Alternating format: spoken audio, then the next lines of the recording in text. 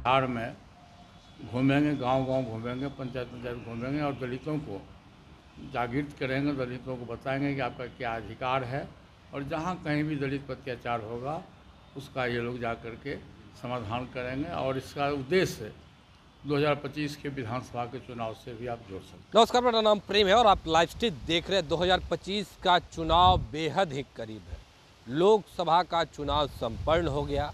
बिहार में किनको कितने सीट आए वो आप सभी लोग जानते हैं, पर विधानसभा को लेकर पशुपति कुमार पारस चिराग पासवान के चाचा हैं, कमर कस लिए हैं और कह रहे हैं कि 25 में आपको पता चल जाएगा दलित किनके साथ, पासवान किनके साथ है। देखिए, मुख्यमंत्री नीतीश कुमार से भी मुलाकात करेंगे, राज्यपाल से भी मुलाकात करेंगे। इसके पहले पिछले दिनों की बात करें तो पटना में बड़ी बैठक किए थे। बिहार के कोने कोने से लोग पहुंचे थे और किस तरीके से वो बैठक हुआ था हमने आपको तमाम खबरें भी दिखाया। पर आज दलित सेना का प्रधान महासचिव बनाए हैं, देखिए उसको लेकर भी बता रहे हैं और चिराग पासवान को इशारों में जवाब भी दे रहे हैं। क्या कुछ करें पूर्व केंद्रीय मंत्री पशुपति कुमार पारस, ठीक देखिए आप इस वीडियो में। देखिए, दलित सेना का गठन जब पासवान जी जीवित थे तो कितना हुआ था, 1983 में दलित सेना का गठन हुआ था और गांधी मैदान में बहुत बड़ी रैली हुई थी। उसमें देश के तमाम नेता आए थे और बिहार से भी काफ़ी संख्या में लोग थे वहाँ। दलित सेना के गठन का उस समय मेन उद्देश्य ये था कि पूरे देश में दलितों पर जो अत्याचार हुआ करता था, लूट है, हत्या है, बलात्कार है, उसमें में दक्षिण भारत में देखिएगा कि छुआछूत की भावना भी थी।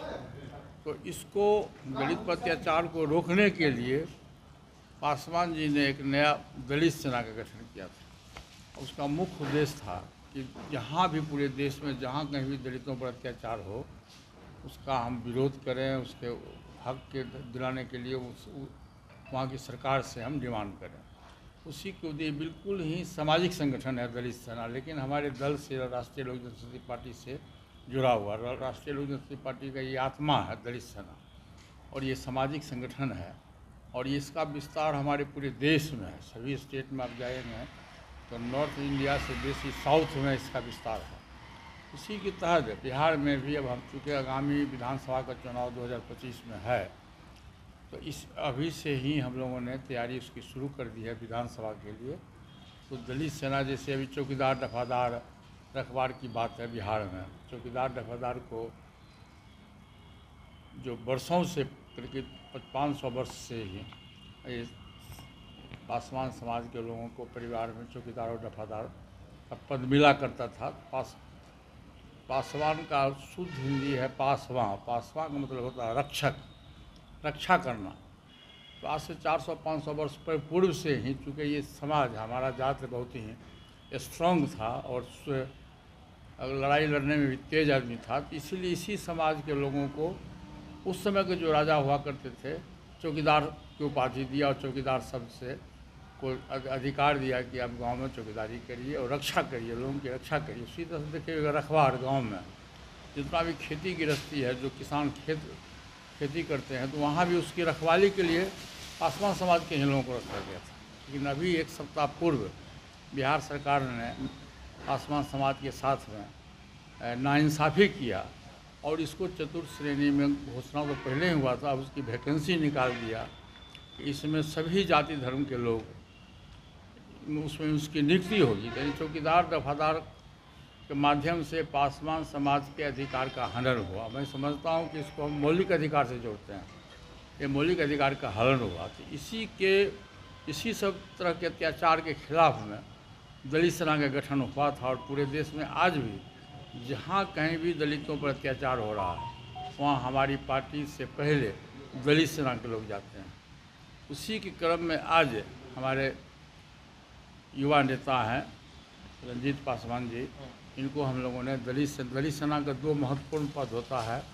एक होता है प्रदेश अध्यक्ष, हमारे प्रदेश अध्यक्ष श्री घनश्याम दाहा जी हैं, हमारे बगल में हैं, और प्रधान महासचिव श्री रंजीत पासवान जी को हम लोगों ने आज बनाया है। और कल से ये लोग पूरे बिहार में घूमेंगे, गांव-गांव घूमेंगे, पंचायत घूमेंगे और दलितों को जागृत करेंगे, दलितों को बताएंगे कि आपका क्या अधिकार है और जहाँ कहीं भी दलित पर अत्याचार होगा उसका ये लोग जा कर के समाधान करेंगे। और इसका उद्देश्य 2025 के विधानसभा के चुनाव से भी आप जोड़ सकते हैं। क्या आप ये कह सकते हैं जो मतलब जो पासवान का वोट बैंक रहा है वो दलित सेना के माध्यम से आप अपनी तरफ साधने की कोशिश करेंगे? करने शुरू से है।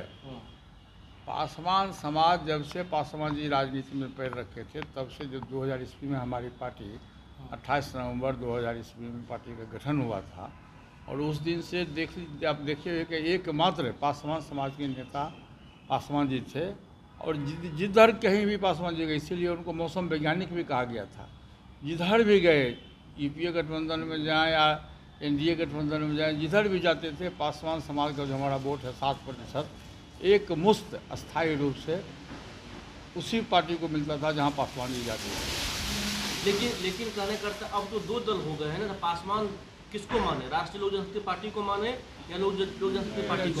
जात में दल नहीं होता, जात अपने लीडर को चुनता है, जात अपने लीडर को चुनता है, समझे ना। और आपको समय आने दीजिए, 2025 में आपको जानकारी मिल जाएगी कि पासवान समाज किसके साथ है। अच्छा, एनडीए के सभी लोग नीतीश कुमार जी से मिल रहे हैं, क्या आप भी मुलाकात करेंगे? मैंने नीतीश कुमार जी से समय मांगा है। समय मांगा है? हाँ, मैं समय मांगा है। महामहिम राज्यपाल महोदय से भी मैं समय मांगा है, क्योंकि राज्यपाल महोदय अभी बिहार से बाहर हैं, 4 को आएंगे तो फिर मैं दोबारा दिल्ली से आके महामहिम राज्यपाल महोदय से और अन्य मुख्यमंत्री जी से मैं मिल के और अपनी बात को मैं कहूँगा।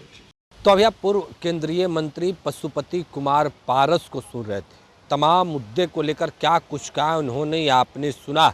देखिए, पिछले दिनों साफ शब्दों में कह रहे थे कि 243 सीटों पर तैयारी कर रहे हैं, पर अब मुख्यमंत्री नीतीश कुमार से भी मिलने की बात कर रहे हैं, राज्यपाल से भी मिलने की बात कर रहे हैं। तमाम चीज़ों को लेकर हमने सवाल किया है। देखिए किस तरीके से पूर्व केंद्रीय मंत्री पशुपति कुमार पारस तमाम चीज़ों को लेकर जवाब दे रहे हैं, पर कहीं ना कहीं इशारों में यह भी बता रहे हैं कि पासवान किनके साथ है।